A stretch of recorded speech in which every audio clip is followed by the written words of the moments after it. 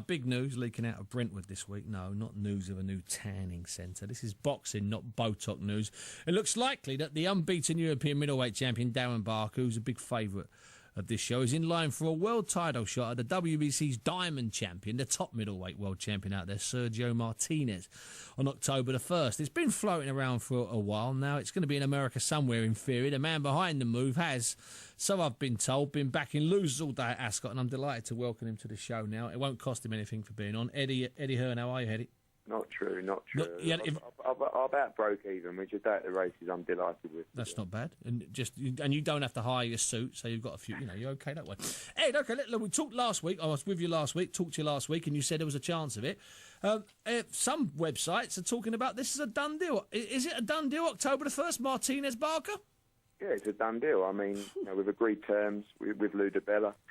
We're out in America next week to finalise all the contracts on Tuesday. And, as far as we're concerned and the relationship we've got with Lou DiBella, we've agreed.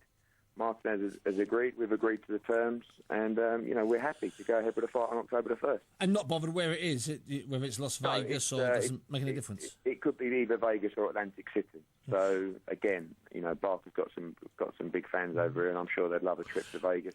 Every fighter wants to fight in Vegas. I was just on the phone to Carl Froch, actually, talking about potential venues for the Super 6 final. Vegas is somewhere they really want to fight, But listen, if it's Atlantic City, it's Atlantic City, and it's a huge fight for Barker. Now, what happened to the Chavez fight? Because they were also interested, weren't they? Is this just a better option, better deal in theory? Everyone knows that there's no secrets behind this negotiation, and what you read, what fans perceive to be the truth in this scenario is pretty much the truth. Is that because a lot of it was done in open? Obviously, we want to fight Chavez Jr. before Martinez. But we spoke to Bob Arum, and we were in a list of 3, and probably number 2 or 3 in that list. Okay. And the Martinez fight was available. So you had to take it? Yeah, and listen, it's a life-changing fight for Darren Barker. Yeah. And people will say it's a tough fight. Of course it's a tough fight. Yeah. It's a tough sport. What do you want? You want to go and... he's going to make more money in this fight than he would out of 8 or 9 European title defences. Absolutely. And he wants to be a champion. He wants to fight the very best. He's been fighting for 16 years. He's won a Commonwealth gold medal for this country. He's won the British, Commonwealth and European without even having a tough fight. Yeah. This is a monster fight for Darren Barker. I can't sit here and say he's going to win, he's going to do this. All I can do is speak to Darren Barker and his team and say, look, this is the fight, this is what's on the table. This is a huge amount of money. It's a life-changing moment for you. Do you want it? And the answer was 100%.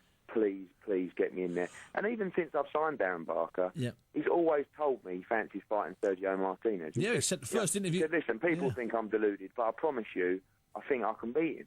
So now we're going to find out. And, it's great for British boxing. No, people, not wrong, people need to see big fights like this. Of course he's an underdog, but that's boxing, that's life.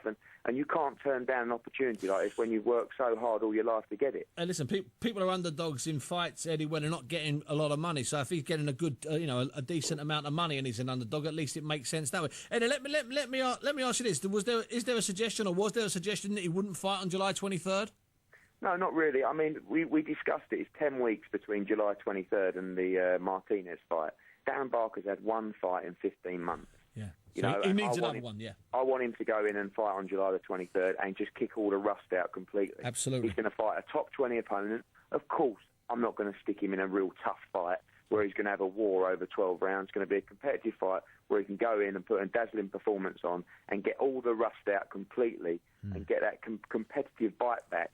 So that come October the 1st, he's in the best possible condition. Yeah. So we'll have that fight on July the 23rd, and then he'll have a week off, and then he's straight back in the gym, and he's going to be out on a camp in America, probably Big Bear, for 6 weeks. Well, you know what? No corners cut for this. This is a once-in-a-lifetime opportunity for someone like Darren. And he's going to try and take it with both hands. And that's exactly the scenario he painted when I spoke to him last on this show before the Sparta fight. He said, I want to get through this, get a few rounds under my belt, come have another fight in July, and then if I can, in October or November, fight Martinez. It's like a fairy tale come true for him. Well, listen, he's 29 years old, and we signed him, 3 months ago? Yeah. Since then, he's fought for the European title. He's got his first defence coming up, and he's fighting the one of the best pound-for-pound fighters in the world.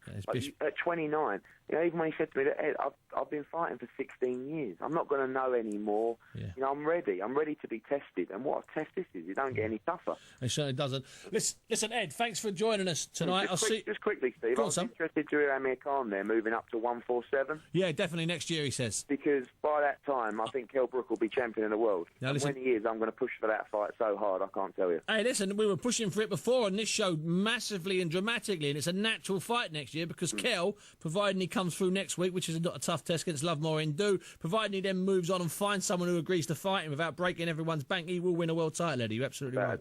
Without a doubt, and that's a fight we'd love to make, and I'll put so much pressure on to make that fight, it's untrue. All right, listen, Eddie, enjoy your weekend. I'll speak to you very soon. Bye. Thanks, that's Eddie Hearn there, just confirming that fight is definitely going to happen. We knew it was going to happen, and now we have had it absolutely rock solid it's going to happen. Okay, now.